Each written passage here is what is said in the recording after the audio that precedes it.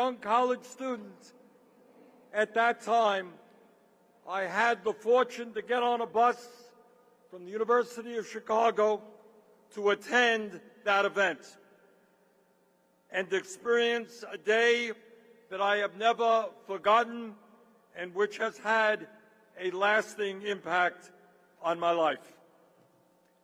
And when we think back upon that extraordinary day, it is important that we remember not only Dr. King's unforgettable "I Have a Dream" speech, but we also remember the context in which that speech took place.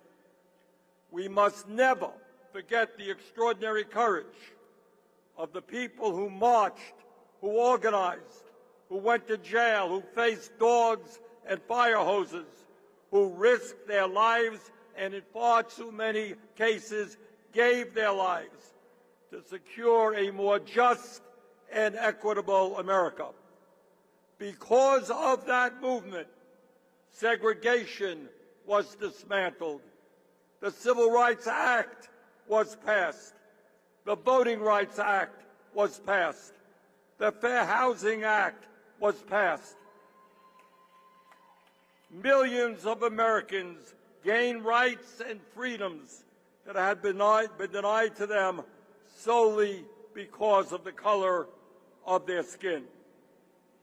Tragically, that dream of a more just and equitable society has never been under greater threat than it is right now.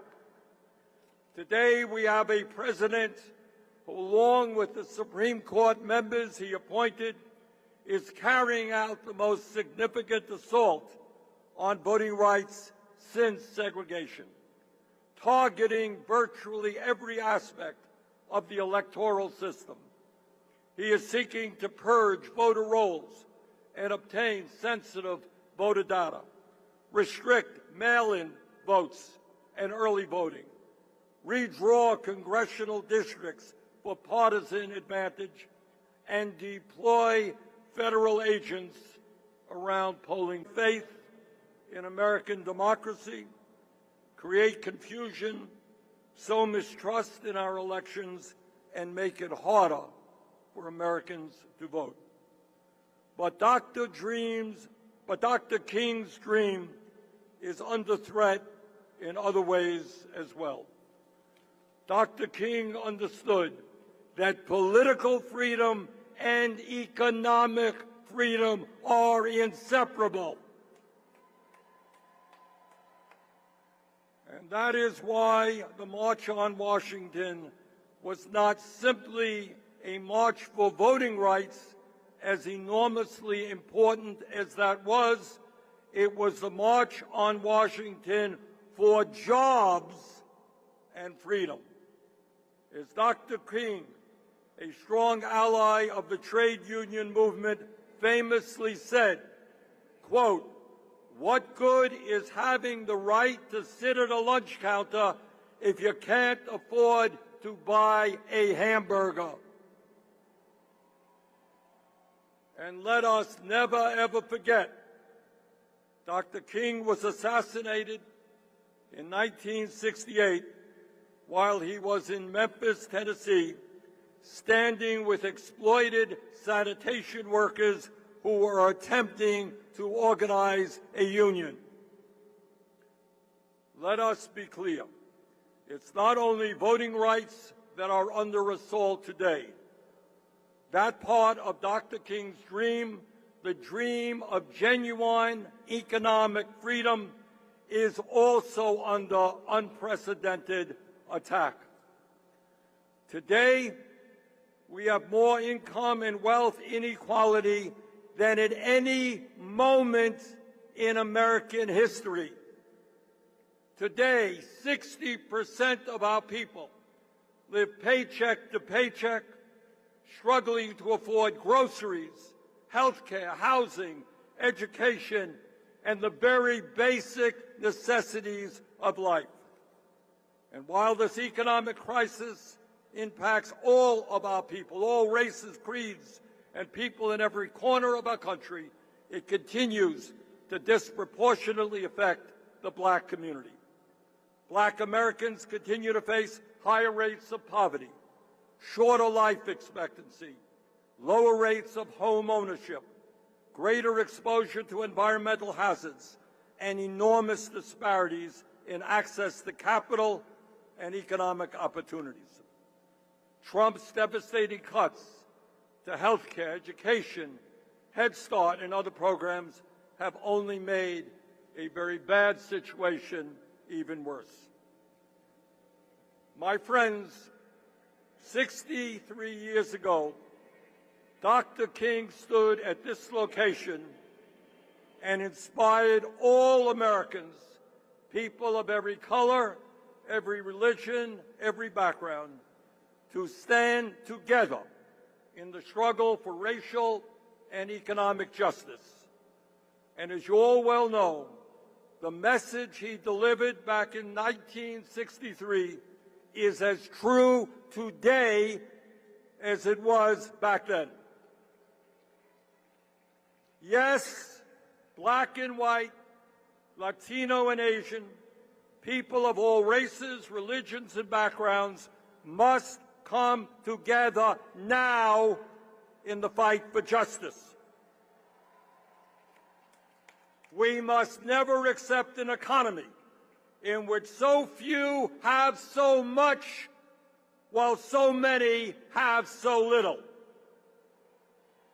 An economy in where one man now owns more wealth than the bottom 50% of American households. Billionaires must start paying their fair share of taxes. We must never accept a corrupt campaign finance system which allows wealthy campaign contributors to undermine our democracy and buy elections. We must get rid of that disastrous Supreme Court decision, Citizens United. We must get super PACs out of the political process. We must move to public funding of elections. Brothers and sisters, we must never accept a system in which millions of workers continue to earn starvation wages and are denied the right to join unions. We must raise the minimum wage to a living wage at least $20 an hour. And we must pass the PRO Act, making it easier for workers to join unions. We must never accept a health care system designed to make huge profits for the insurance companies and the pharmaceutical industry. Health care is a human right. We must join every other major country on earth and guarantee health care to every man, woman, and child through a Medicare for all single-payer program.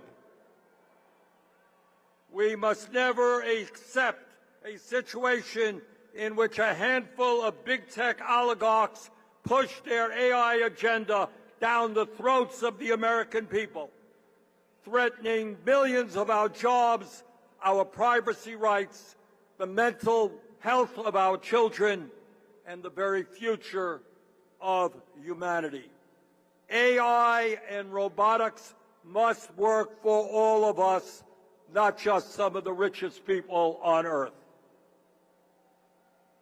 We must never accept a situation in which a handful of fossil fuel executives are putting the very future of the planet at stake for their own short-term profits. We must create millions of good-paying jobs by transforming our energy system away from fossil fuel and toward energy efficiency and sustainable energies. Brothers and sisters, the people who marched on Washington in 1963 understood real change does not come from the top on down, it comes from the bottom on up. It comes when ordinary people organize. It comes when black and white, Latino, Asian American, Native American, and immigrant communities stand together. The March on Washington and the movement behind it changed the course of American history. And now it is our turn. Let us go forward together. Thank you all very much.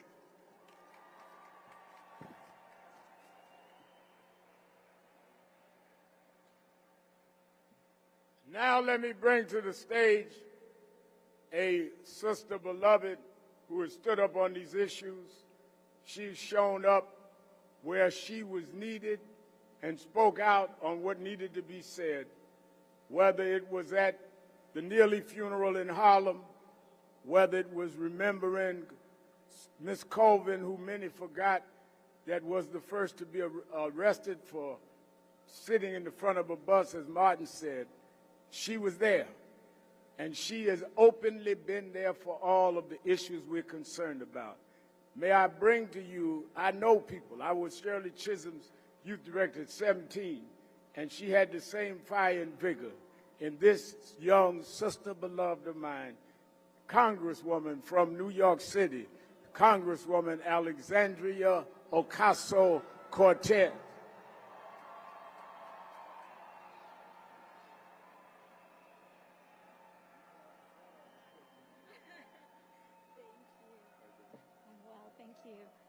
Good afternoon, everyone. How are we doing today? My name is Alexandria Ocasio-Cortez, and I am so honored to be here today. 63 years ago, hundreds of thousands of Americans gathered right here and changed the course of our nation's history. But what made that day possible began long before anyone arrived in Washington. Before postal workers, professors, domestics, and organizers gathered here, they started to build something together at home. Before a movement changed the law, it organized to build power. And before America could realize a new vision of freedom, the people had to first imagine it and refuse to let it go. That took a particular kind of prophetic genius, the moral clarity to know what we, the people, deserve, the vision to see what America can become, and the strategy to bring it all together. That prophetic genius was everywhere in the movement that built this march. Bayard Rustin, Ella Baker, Dr. Martin Luther King Jr., Dorothy Height, and one of my personal heroes, A. Philip Randolph. You see, A. Philip Randolph understood something radical, that black freedom, civil freedom, and all of our full freedom requires economic freedom. Because if we cannot exercise our most basic rights, a shelter to grow a family in, food to sustain our lives, and an education with which to flourish, then it is no freedom at all. It is tyranny. Randolph taught that racial injustice wasn't only enforced through civil segregation. It was enforced through an economy that depended on black labor while denying black workers their fair share. Randolph organized the Brotherhood of Sleeping Car Porters against one of the most powerful corporations in the United States. And by 1963, Randolph and so many others had brought hundreds of thousands of people to Washington to demand that America finally deliver on its promise of freedom. He put it plainly, freedom is never granted, it is won. Justice is never given, it is exacted. Brothers and sisters, these drum majors for justice, just as you all and countless others today, were not handed a movement. They have always had to build one. And when they came here 63 years ago, they came with demands. They demanded the right to vote, an end to segregation, and fair housing. They demanded a federal jobs program, a higher minimum wage, and an end to discrimination in employment. Because together, those words carried a profound idea. The March on Washington for Jobs and Freedom. That freedom is both political and economic. And that movement changed what was possible in this country. We got the Civil Rights Act and the Voting Rights Act. And that is what paved the way for Head Start, Medicare, Medicaid, and food assistance. Because the civil rights movement is the foundation for a great society, a new era of social and economic progress. That was an extraordinary achievement, and we are living in the legacy of it today. But their vision went further than their victories. Because America may have agreed to open the lunch counter, but it never committed to us affording the meal. And that is our work today, as we defend the foundation that our foremothers and our forefathers built. You see, they gave us a piece of the freedom, but 63 years later, we are still fighting to afford it. America is wealthier today than it has ever been, and yet millions of Americans work every day to struggle to afford the basics. This is not simply an economic failure. It is a moral and structural one, and we must refuse to accept it. So let's be clear about the country that we are fighting for. We, the people, demand full, protected, and restored voting rights in the United States of America. We, the people, know that means we must respond to the arsonists redistricting the South with an organizing, legislative, and civil strategy of our own to dismantle their injustice and liberate the potential of our full civil liberties in all 50 states of the United States of America. We, the people, demand guaranteed health care for every American as a right and not a privilege. We, the people of the United States of America, demand that one job with no need for overtime should be enough for our most basic needs, which also include rest. And we must recognize that that can only happen in an economy where Black women are not the first to be pushed out and the last to be brought back in. There is nothing new about these demands. They belong to the same fight and the same heritage that many gathered here 63 years ago.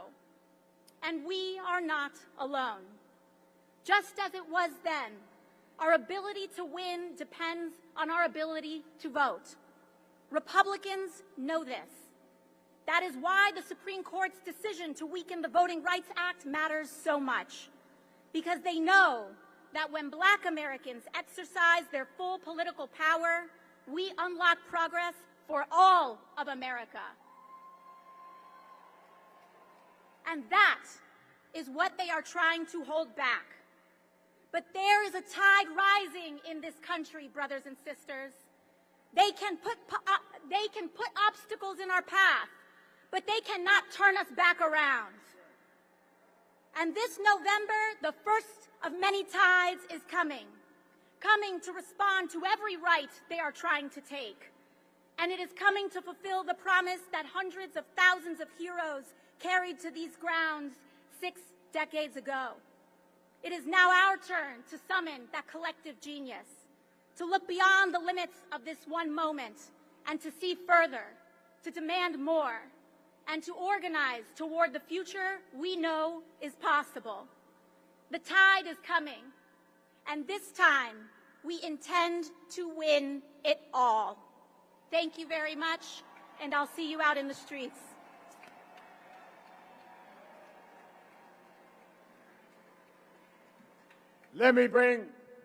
We're winding down. Are you ready to march? Are you ready to march? All right, let me bring to the stage someone that not only today wouldn't have happened without her. The movement for progressive political empowerment, labor rights, would not have happened to the degree it did and the degree it continues to be without the president of the American Federation of Teachers, Sister Randi Weingarten.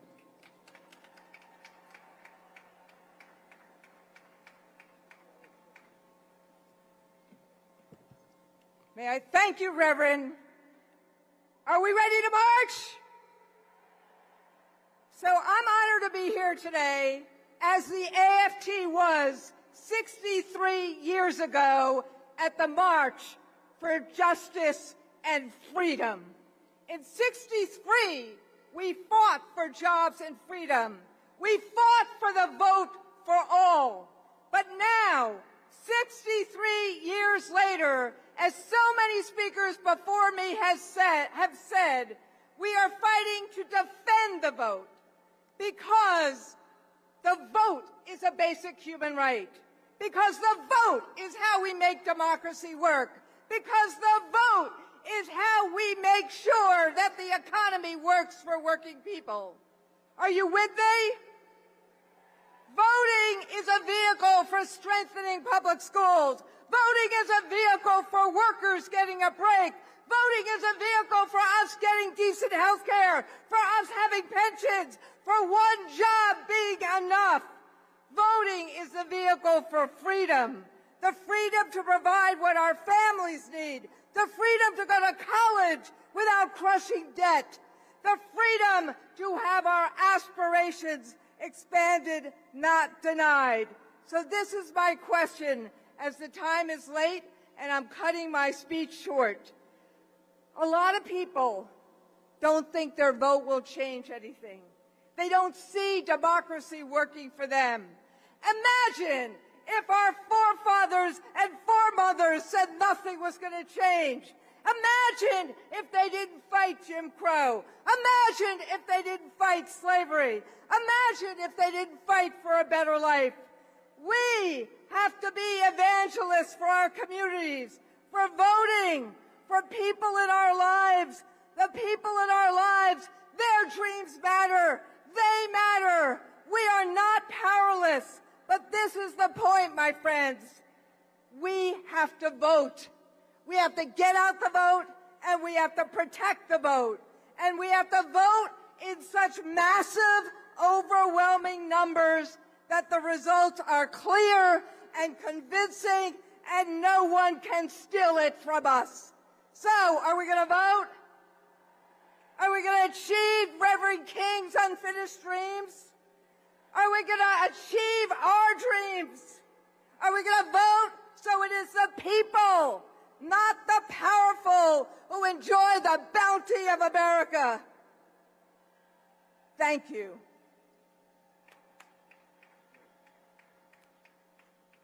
Let us hear the Attorney General of Black America, Attorney Ben Crump.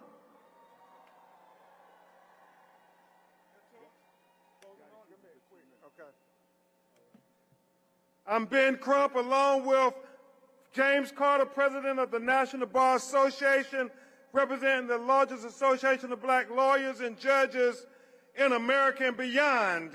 And it's all of us lawyers standing in the tradition of Thurgood Marshall as we remember on this day, 71 years ago, that Emmett Till went missing. And then later we found that he was kidnapped and he was lynched. And now in 2026, we're still fighting in Mississippi for truth and transparency and equal justice under the law for Nolan Xavier Wells. We have to vote for Nolan because he was 18 years old and he never got an opportunity to vote. We have to vote for George Floyd and Breonna Taylor and Trayvon Martin and Ahmaud Arbery.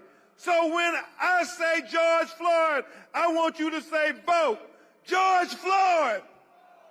When I say Breonna Taylor, I want you to say vote Breonna Taylor. When I say Trayvon Martin, I want you to say vote Trayvon Martin. When I say Ahmaud Arbery, I want you to say vote Ahmaud Arbery.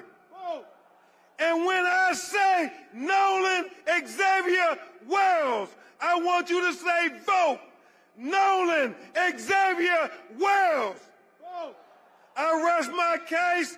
Y'all, let's go vote like our children's lives depend on it. Thank you, Reverend Al Sharpton. Let me bring on our closing speakers, the chairman of the board of the National Action Network and the head of the Conference of National Black Religious Organizations and Pastors Grace Baptist Church, Reverend Dr. W. Franklin Richardson. He'll be joined by the co-chair, attorney who has been a fighting activist and policy expert all of her life. They will bring on the last four speakers, and we will begin lining up and marching. Dr. W. Franklin Richardson and attorney Jennifer Jones Austin. I want to thank our president. Let's celebrate Al Sharpton. Come on. He's made great sacrifices for us to be here and called us together. Let me say to you that we are thankful for the support that you've given on behalf of the National Action Board and the various chapters across America. I want to present to you at this time the Honorable Camille Joseph, who is the National Action Board member and also a part of the corporate leadership that joins us. Ms. Joseph. Thank you so much, and good afternoon, everyone. I am a proud board member of the National Action Network, proud to be here. And I'll make this very quick because I know we're all ready to march. This week, I had the honor of visiting my great-grandmother's farm. My great-grandmother was a single woman who raised over 10 children. She understood the power of having land, but she instilled in all of us the power of understanding your rights, economic opportunity, and bolstering health care. And now, 63 years later, her daughter's on stage at the very march she watched from her living room, thinking through what our country would look like. There's a lot of work to be done, a lot of things still yet ahead of us. But one thing I know, when my great-grandmother looked at the screen, she felt inspired by the Dr. Martin Luther King, Jr., the same way I'm inspired by the work of the Reverend Al Sharpton and the National Action Network. I am proud that in our generation we can look to such keen leadership to think through the needs that we have as a community, and that the work continues in the spirit and the vision of Dr. Martin Luther King, his family. I am eternally grateful to represent the board and be part of such a powerful organization. Thank you. I'm calling now for the last two speakers. Please give us your attention. Honorable Mark Tiano, who is the United States Representative of the California 39th Congressional District, and Ken Martin, Chairman of the Democratic National Committee. They will follow each other as they come now. Good afternoon, good troublemakers. Good afternoon. I'm Mark Tiano. I'm chair of the Congressional Equality Caucus and first vice chair of the Congressional Asian Pacific American Caucus. We're not here simply to remember history. We're here because the work that began 63 years ago is unfinished. We're here because the battles we thought that had long been settled have resurfaced. Birthright citizenship is under attack. Americans feel the need to carry a passport to prove they belong. Fascists are using their power to intimidate Americans into silence. And these are not echoes of some distant past. They are the reality of this moment. And this moment is an awakening that norms will not protect us. Every generation must take up the work of renewing and perfecting the idea of America so that America lives up to its promise. There are those that would have us believe America is about blood and soil, replacing America's founding principles with a narrow definition of who belongs and who does not. That being American is about how many generations your family has lived here, where your parents were born, and what you look like. But that is not the America generations of people have struggled, marched, bled, and died for.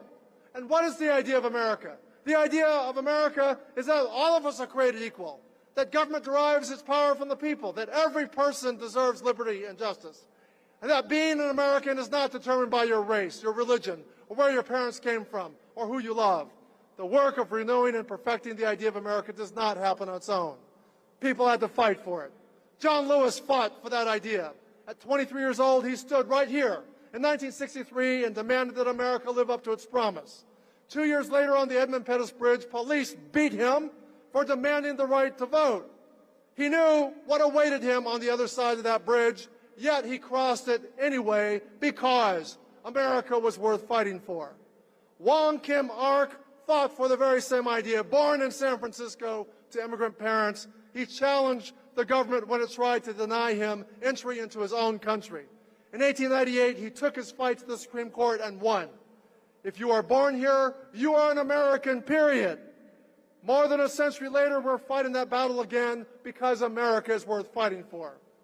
My own family fought for that idea, and during World War II, my great-uncle Monso served in the 442nd Regimental Combat Team, fighting and bleeding alongside other segregated units like the Buffalo Soldiers and Tuskegee Airmen.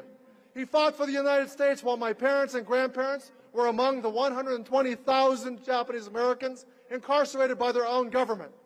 Think about that contradiction. A country that questioned their loyalty and took away their freedom, and still Japanese American soldiers fought and died for an America that had not yet lived up to its promise.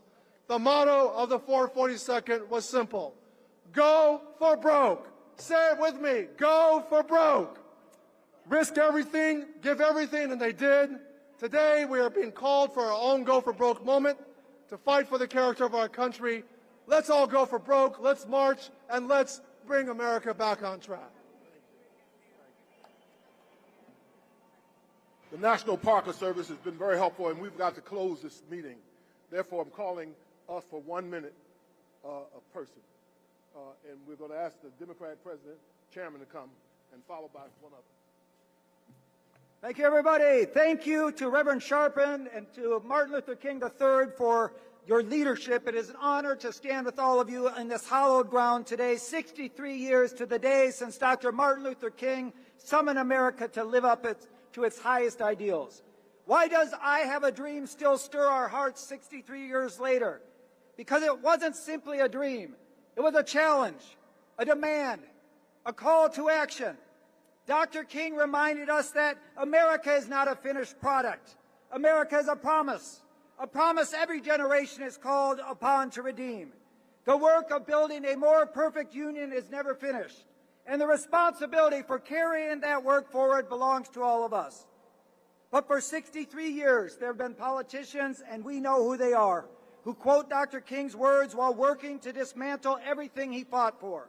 They talk about judging people by the content of their character while trafficking in hateful rhetoric and pushing harmful policies.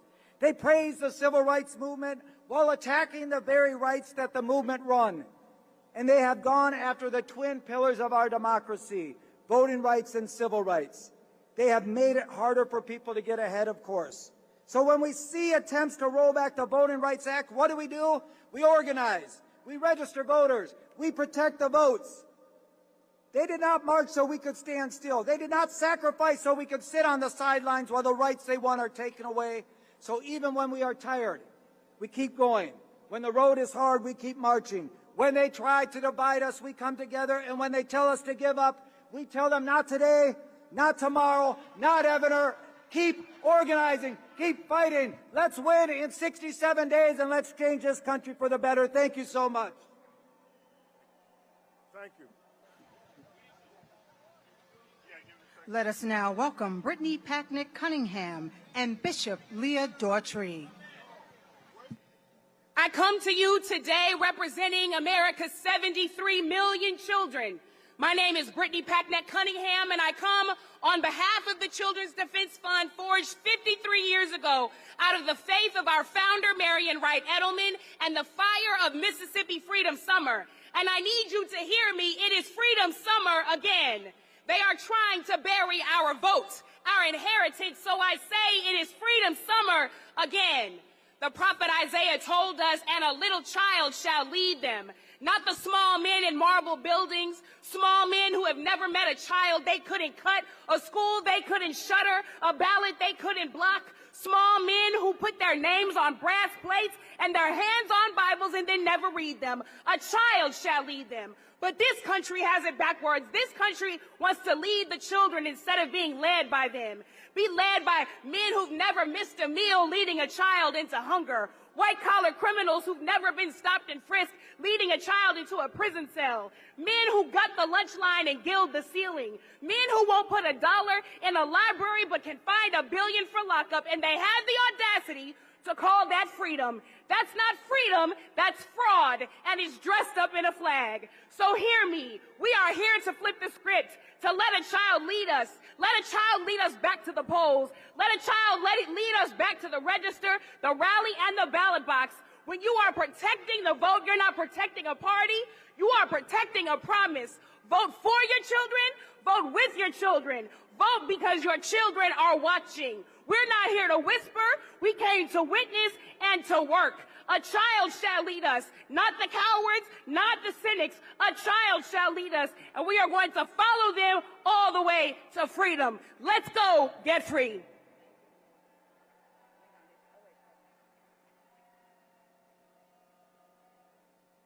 We are getting ready to line up. Some of you are moving over. We're going to have a benediction. But Attorney Jennifer Jones-Austin, will you come forward? I didn't hear you say nothing today. That's the vice chairman. And she's telling me we got to get out of here, but I want y'all to give her another hand, our vice chair. All right, we got to go. Bishop Leah Daughtry will give us a blessing.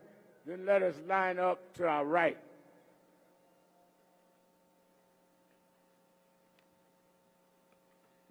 As we prepare to march, let us pray. God of Exodus and Isaiah, God who called us out of bondage and called us to be repairers of the breach, we thank you for this day, for this mall, for these feet that have carried us here just as they carried our mothers and our fathers 63 years ago. Lord, the courts have moved against us. Section 2 has been wounded. Our votes have been challenged. Our rights have been trodden. Our humanity has been questioned. But Lord, you did not raise up a movement to depend on 9 votes in a marble building. You raised up a people. And so we do not send these marchers out in mourning. We send them out in commission to serve the least, the last, and the lost, the left out, the locked out, and the left behind.